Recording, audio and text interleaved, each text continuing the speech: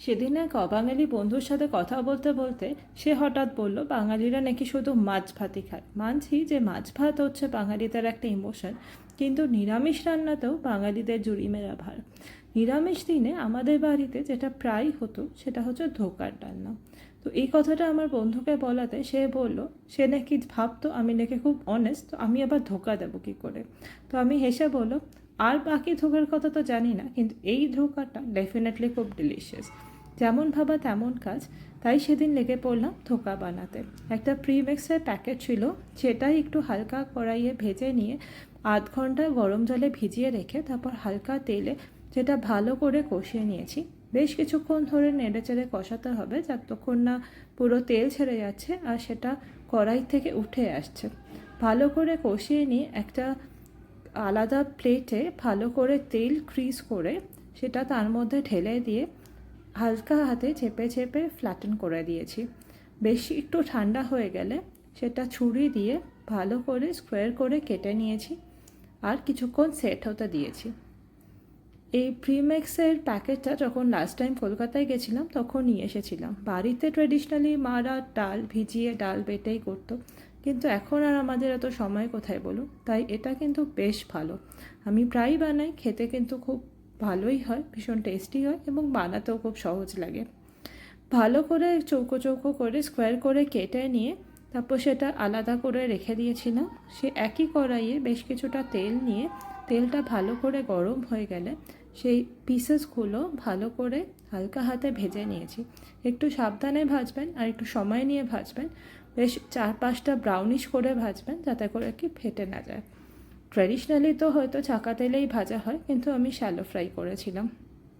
দেখতেই পাচ্ছেন ভালো করে ভাজা হয়ে গেছে, 4-5টা বেশ ভালো ব্রাউনিশ হয়ে গেছে আর উপরের যে কোটিংটা সেটা কিন্তু খুব ক্রাঞ্চি হয়েছিল। এটাকে ভালো করে ভেজে নিয়ে সেটাকে পাশে রেখে দিয়ে এখন আমরা গ্রেভি তৈরি করব। সেই গ্রেভিটাও কিন্তু খেতে খুব ভালো হয়। আর এটা আমি তো কয়েকটা এমনি শুধুই খেয়ে নিয়েছি। ধোকা ভাজা আমার ডাল দিয়ে খেতে কিন্তু দারুণ লাগে, তাই আমি আগেই কয়েকটা সরিয়ে রেখেছিলাম নিজের জন্য ডাল দিয়ে ভাত দিয়ে আর ধোকা ভাজা দিয়ে খাবো বলে। এনিওয়ে, তেল গরম হয়ে গেছে, সেখানে কিছু শুকনো গোটা মশলা দিয়েছি, যেরকম তেজপাতা, শুকনো লঙ্কা, হিং, দারচিনি আর এলাচ। ভালো করে একটুখানি ভেজে নিয়ে যখন ভাজা এই মশলার গন্ধটা তেলে এসে যাবে তখন কিছু গুঁড়ো মশলা সেখানে দিয়েছি, যেরকম হলুদ, একটু ধনে গুঁড়ো, একটু লাল লঙ্কার গুঁড়ো, একটু নুন দিয়ে ভালো করে মিক্সড করে নিয়েছি। একটু জলও দিয়ে দিয়েছিলাম যাতে করে কি এই মশলাটা পুড়ে না যায়, আর অল্প একটু চিনি দিয়েছিলাম যাতে একটু ক্যারামেলাইজ হয়ে যায়। ভালো করে মশলাটা কষিয়ে নিয়ে তাতে দিয়েছিলাম একটা পেস্ট বানিয়ে। পেস্টে ছিল বেশ 2টো টমেটো, দুটো লঙ্কা, একটু আদা দিয়ে ভালো করে জল দিয়ে মিক্সড করে পেস্ট বানিয়ে রেখেছিলাম।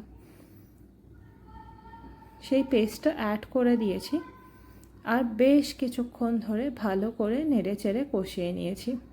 কষানোটাই আমার মনে হয় মেন, কেন ভালো করে কষলে তার গ্রেভির টেস্টই কিন্তু ডিফারেন্ট হয়। ভালো করে কষে গেলে যখন কালার আর টেস্ট দুটোই ভালো হয়ে যাবে, মানে তেল ছেড়ে যাবে, তখন সেখানে অ্যাড করেছি ভেজে রাখা ধোকাগুলো।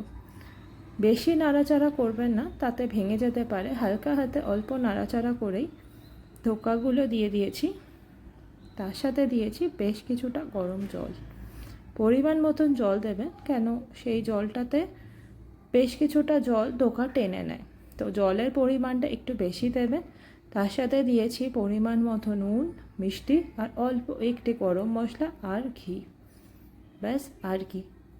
ধোকা কিন্তু খুব তাড়াতাড়ি হয়ে যায়, ভাজতে যতটা সময় লাগে সেইটুকুই সময় লাগে।